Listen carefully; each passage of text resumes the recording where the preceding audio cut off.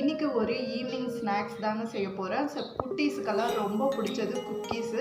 அது வீட்லேயே ஈஸியாக எப்படி செய்யலான்னு பார்க்கலாம். அதோட நம்ம ஹெல்த்தியாகவும் கொடுக்கலாம். ராகி மாவு வச்சு வீட்லேயே சூப்பரான ஒரு குக்கீஸ் தான் செய்ய போகிறோம். இதுக்கு மைக்ரோ ஓவனெல்லாம் தேவையில்லை. வீட்டில் இருக்கிற பாத்திரம் வச்சு நம்ம ஈஸியாக செய்யலாம். இப்போ வாங்க அது எப்படி செய்யலான்னு பார்க்கலாம். வீடியோக்குள்ளே போகலாம். ஃபஸ்ட்டு ராகி மாவு 1 கப் எடுத்திருக்கேங்க. அது நம்ம இந்த மாதிரி ஜல்லடை இருந்தால் அதில் போட்டு ஜலிச்சு எடுத்துக்கோங்க. 1 ஸ்பூன் பேக்கிங் சோடா எடுத்திருக்கேங்க. அதுவும் இந்த ராகி மாவில் போட்டுக்கலாம்.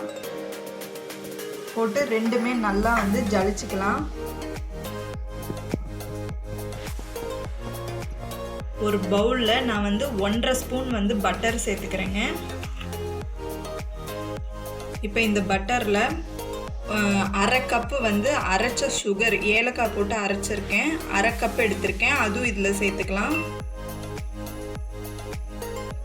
ஃபஸ்ட்டு நம்ம பட்டரும் சுகரும் நல்லா மிக்ஸ் பண்ணிக்கலாம். பட்டர் ரூம் டெம்பரேச்சருக்கு இருக்கணுங்க. 1 ஸ்பூன் போட்டு இது ரெண்டும் நல்லா கலந்துக்கிட்டே இருங்க கொஞ்சம் நேரம் வரைக்கும். கொஞ்சம் ஃப்ளஃபியாக வரணும், அந்த அளவுக்கு நல்லா கலந்துக்கலாம். பாருங்கள், ஒரு 10 நிமிஷம் நல்லா கைவிடாமல் கலந்துருக்கேன். நல்லா ஃப்ளஃபியாக வந்திருக்கு. இப்போ கலந்து வச்ச பட்டர் சுகரில் நம்ம ராகி மாவை கொஞ்சம் கொஞ்சமாக போட்டு நல்லா மிக்ஸ் பண்ணலாங்க.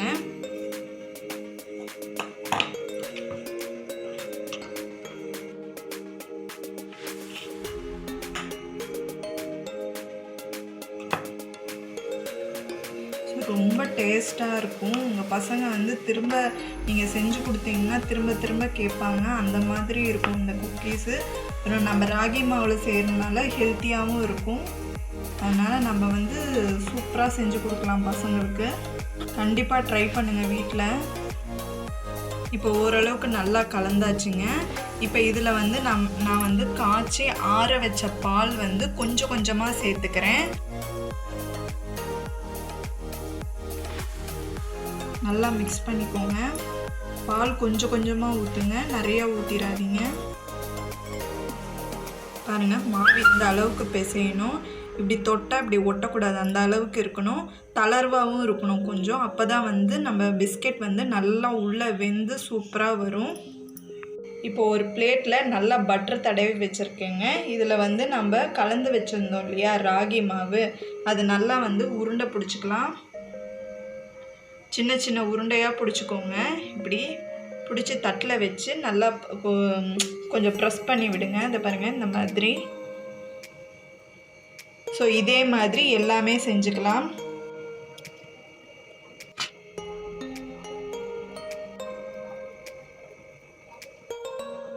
இந்த மாதிரி உங்கள் பிளேட்டில் எவ்வளோ பத்துதோ இந்த மாதிரி பண்ணி வச்சுக்கோங்க. அதில் உங்கள் குட்டீஸுக்கு என்ன நட்ஸ் பிடிக்குமோ அந்த நட்ஸ் மேலே வச்சு டெக்கரேட் பண்ணிடுங்க.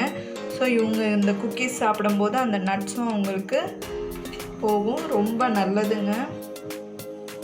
குக்கரில் இந்த மாதிரி ஏதாவது ஸ்டாண்ட் இருந்தால் வச்சுக்கோங்க. இல்லைன்னா ஏதாவது கிண்ணம் இருந்தால் நீங்கள் திருப்பி வச்சுக்கோங்க. நல்லா ஹை ஃப்ளேம் வச்சு நல்லா ஹீட் பண்ணி வச்சுருக்கேன். இப்போ இது மேலே இந்த பிளேட் நான் வைக்கிறேன். வச்சாச்சு. இப்போ மூடி வச்சிடலாம். இப்போ மூடி போட்டு மூடி வச்சுருக்கேங்க. இதில் நான் ரப்பர் போடலை, மேலே விசிலும் போடலை. நல்லா க்ளோஸ் பண்ணி வச்சுருக்கேன். ஒரு 30 மினிட்ஸ் நல்லா ஸ்லோ ஃப்ளேமில் வச்சு இப்படியே வேகட்டுங்க. சூப்பராக வெந்திருக்கும். இப்போ 30 மினிட்ஸ் முடிஞ்சிடுச்சு. ஓப்பன் பண்ணி பார்க்கலாங்க எப்படி இருக்குன்ட்டு.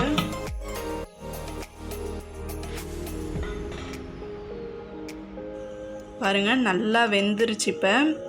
இப்போ இந்த பிளேட் ஸ்டவ் ஆஃப் பண்ணிட்டு வெளியே எடுத்து வச்சுக்கலாம். இப்போ பிளேட் வெளியே எடுத்தாச்சுங்க. இப்போ நல்லா ஆறட்டும். அதுக்கப்புறம் பார்த்திங்கன்னா பிஸ்கெட் சூப்பராக எடுத்துடலாம். நல்லா ரூம் டெம்பரேச்சருக்கு ஆறட்டும். இப்போ நல்லா ஆறிடுச்சுங்க. இப்போ லைட்டாக ஒரு ஸ்பூன் வச்சு நம்ம எடுத்து விடலாம்.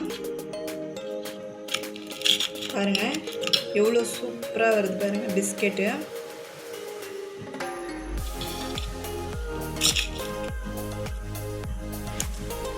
பாருங்கள், நம்ம கடையில் விற்கிற மாதிரியே நல்லா மொரமொரப்பாக வந்திருக்கு பிஸ்கெட்டு.